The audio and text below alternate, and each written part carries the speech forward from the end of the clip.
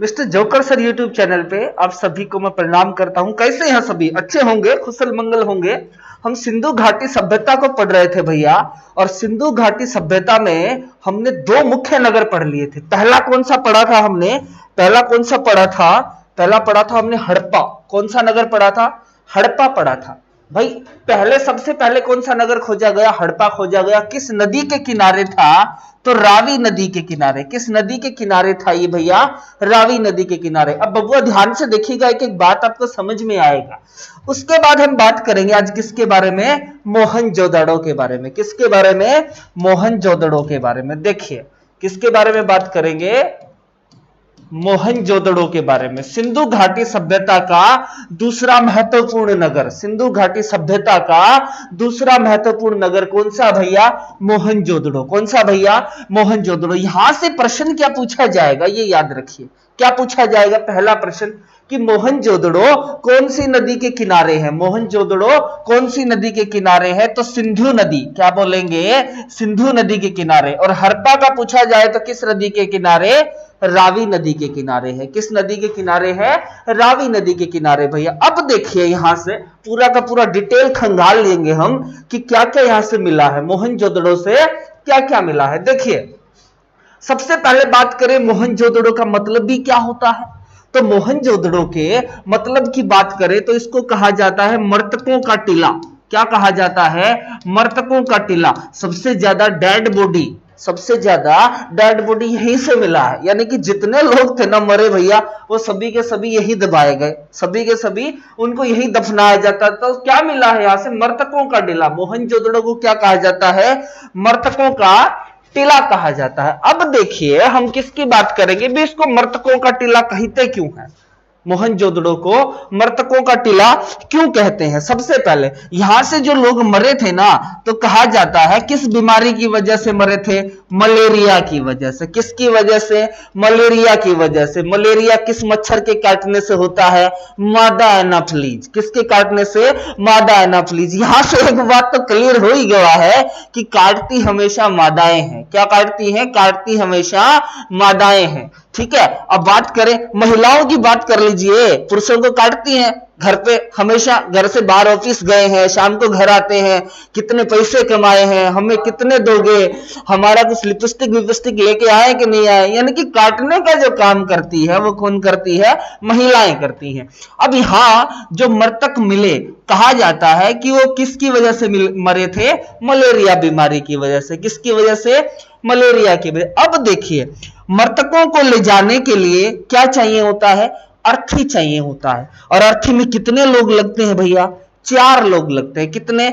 4 लोग। 2 आगे और 2 पीछे। 2 आगे और 2 पीछे। तो पूछा जाए कि मोहनजोदड़ो की खोज कब हुई? तो 1922 में। कब हुई? 1922 में। और किसने किया इसका खोज? तो आप बताएंगे राखल दास बनर्जी। किससे? राखल दास बनर्जी ने क्या किया था? मोहनजोदड़ो का खोज किया था। राखल दास बनर्जी को क्या कैसे याद रखेंगे? अब शव को कहां तक लेके जाएंगे? शमशान घाट तक। वहां इसका अंतिम संस्कार कर देंगे। पीछे क्या बचेगा? राख बचेगा भैया। तो राख से क्या याद रख सकते हैं? राखल दास बनर्जी। क्या याद रख सकते हैं? राखल दास बनर्जी। खोज कब किया इसका? 1922 में। कब खोज किया? 1922 में इसका खोज किया। अब देखिए राखल दास बनर्जी जब अर्थी को हम लेकर के जाते हैं तो मृत व्यक्ति पे क्या डालते हैं? कपड़ा डालते हैं ना भैया। तो यहां से सूती कपड़े के अवशेष भी मिले हैं। किसके? सूती कपड़े का अवशेष भी मिला है। कहां से? मोहनजोदड़ो से। कहां से मिला है? मोहनजोदड़ो से। कहां से मिला है? मोहनजोदड़ो से। उसके बाद एक बात और याद रखिएगा, बहुत से इतिहासकार क्या कहते हैं ना भैया कि ये मोहनजोदड़ो जो सभ्यता है ना, ये 7 बार उजड़ी और 7 बार नई बसाई गई। भाई उजड़ी फिर नया बसाया, फिर उजड़ी फिर नया बसाया। तो मोहनजोदड़ो के बारे में क्या कहा जाता है? सिंधु घाटी सभ्यता में मोहनजोदड़ो जो नगर है वो 7 बार उजड़ा और 7 बार इसको नया बसाया गया। अच्छे से समझ में आ ही रहा होगा दिमाग में पूरा। इस खोपड़िया में, इसमें बस एक्स्ट्रा की चीजें मत रखिए, ज्ञान की चीजें इस खोपड़िया में रखिए ताकि एग्जाम में अच्छे से आप इसको क्लियर तरीके से आंसर दे सके प्रश्न का। तो खोपड़िया में बिठा लीजिएगा बबुआ। यहां से किसकी बात की हमने?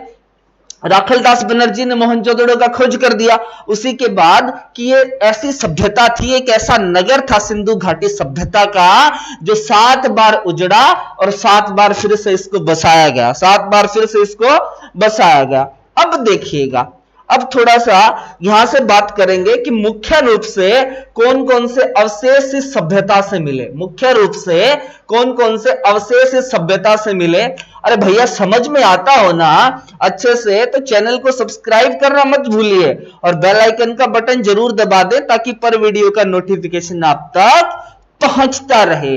अब देखिए किसकी बात कर रहे हैं, यहां से क्या क्या चीजें मिली। यहां सबसे बड़ी बात मैं आपको बताऊं, आश्चर्य वाली बात रहेगी। यहां क्या मिला, सबसे बड़ा स्नानागार मिला। क्या मिला, स्नानागार, जिसको क्या कहा गया, सार्वजनिक स्नानागार। नहाने के लिए क्या मिला, स्नानागार। अब आज के समय में इतना सा छोटा सा स्नानागार होता है और उस समय कितना बड़ा स्नानागार। कहते हैं इसके दोनों साइड में, पूर्व और पश्चिम साइड में क्या होता था भाई, सीढ़ियां बनी हुई थी ऐसे, और बीच में ऐसे क्या था, एक कुंड बना हुआ था जिसमें लोग क्या करते थे, स्नान करते थे। अब इस स्नानागार की बात करें तो स्नानागार के पूर्वी हिस्से में चले जाएं, स्नानागार के पूर्वी हिस्से में चले जाएं तो यहां पे क्या मिला, पुरोहित आवास मिला। भैया क्या मिला, पुरोहित आवास मिला। कि उस समय भी क्या होते थे, पुरोहित होते थे, पंडित होते थे और उन पंडितों का क्या मिला, आवास मिला। अगर दक्षिण तरफ चले जाएं, उत्तर तरफ चले जाएं तो क्या मिला, चबूतरा। क्या मिला, चबूतरा। क्या मिला, चबूतरा। उसके बाद चले जाएं किधर, पश्चिम की तरफ चले जाएं कि स्नानागार के पश्चिम दिशा में क्या मिला, एक अन्नागार मिला। क्या मिला, अन्नागार, खाने के लिए जिसमें सामान रखा जाता था।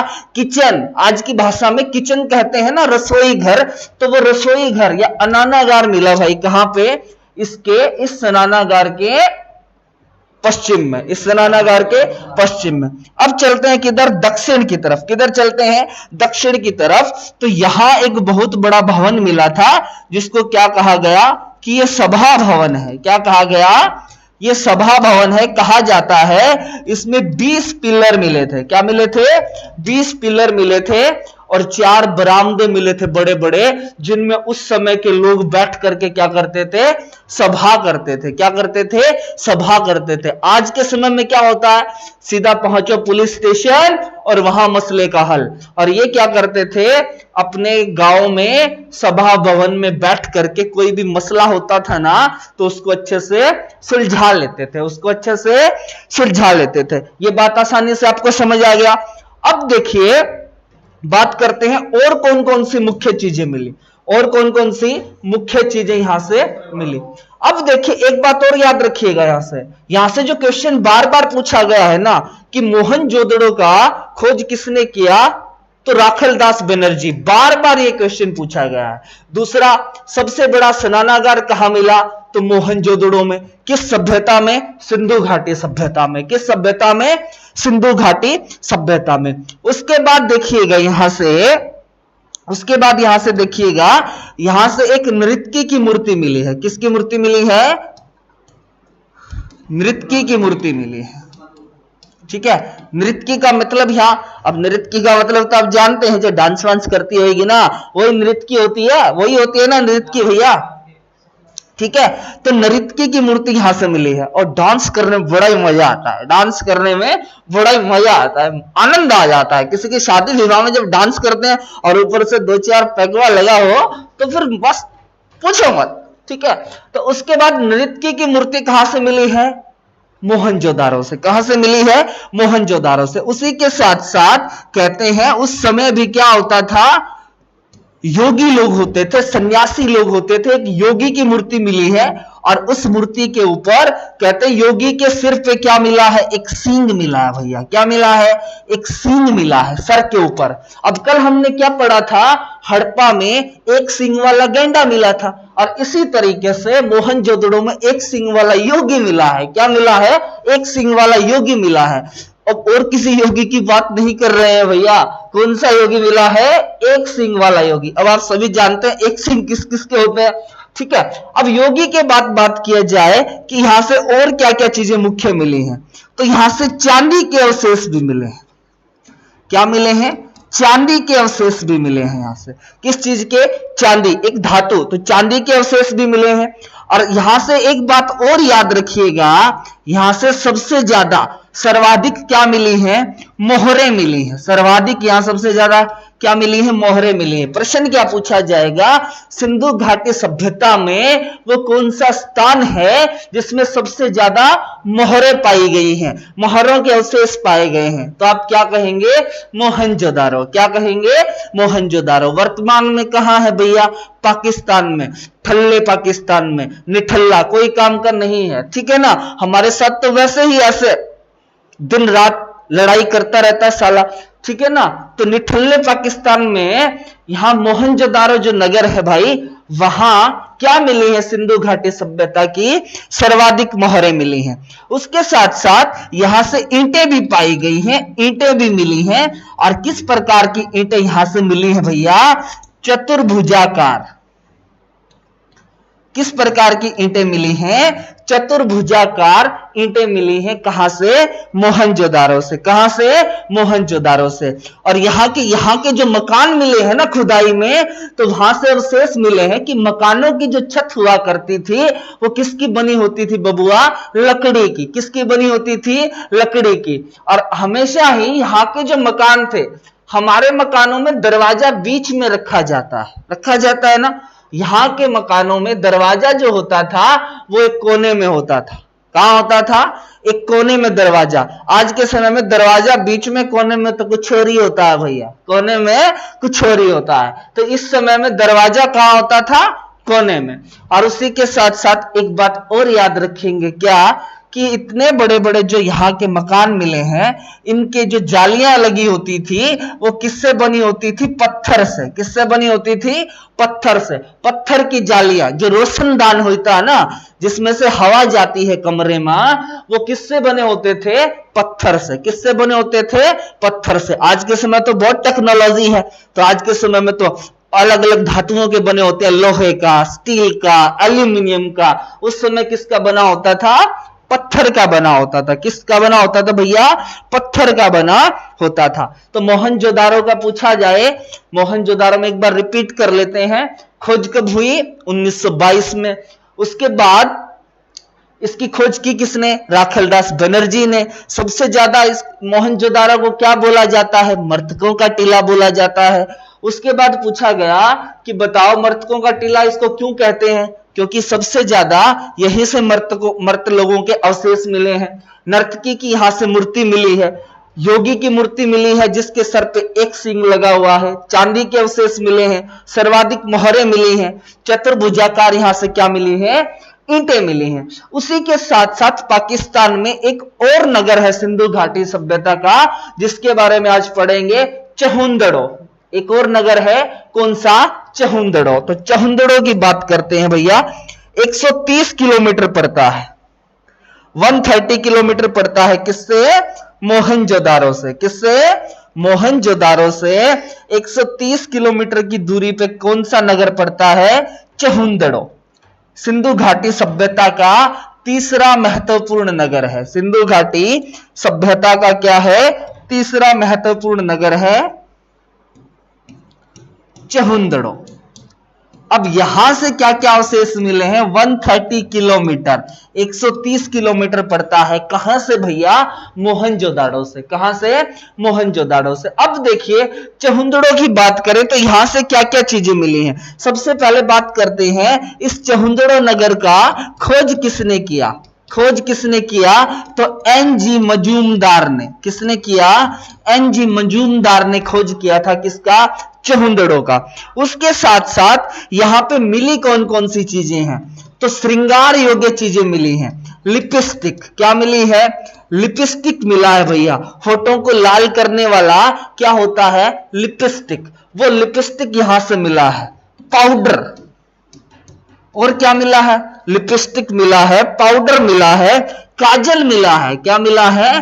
काजल मिला है।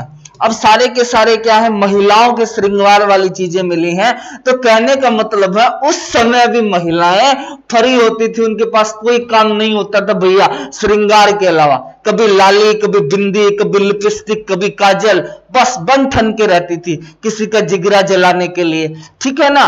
तो यहां से क्या मिला है, लिपस्टिक मिला है, पाउडर मिला है, काजल की डिब्बी के अवशेष मिले हैं। और उसी के साथ साथ चहुंदड़ों में एक क्या मिला है भैया, कारखाना मिला है। क्या मिला है, कारखाना मिला है।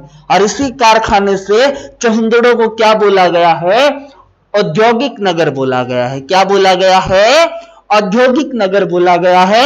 और वो कारखाना किसका मिला है भैया, मनकों का कारखाना। किसका मिला है, मनकों का कारखाना मिला है। और उन मनकों के ऊपर क्या किया गया है, बारीकी से चित्रकारी किया हुआ है, डिजाइन किया हुआ है। अब मनकों का कारखाना तो मिलना ही था, क्योंकि यहाँ की महिलाएं जो है वो ज्यादा श्रृंगार में विश्वास रखती थी, श्रृंगार योग्य चीजें यहां से मिली। तो महिलाएं ही क्या करती थी, वहां पे मनकों को बनाती थी और उन पे क्या करती थी, चित्रकारी करती थी।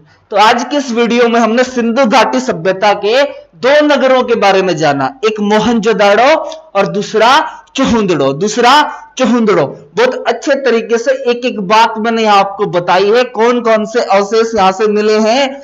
कोई भी एग्जाम हो इससे बाहर कुछ नहीं आएगा भैया, क्योंकि हमने बिल्कुल डीपली आपको अच्छे से करवा दिया है। और इस सभ्यता से हर एग्जाम में प्रश्न जो है वो पूछे जाते हैं। जोकर सर का पढ़ाने का तरीका अच्छा लगता हो तो चैनल को सब्सक्राइब करना ना भूलें, शेयर जरूर करें वीडियो को।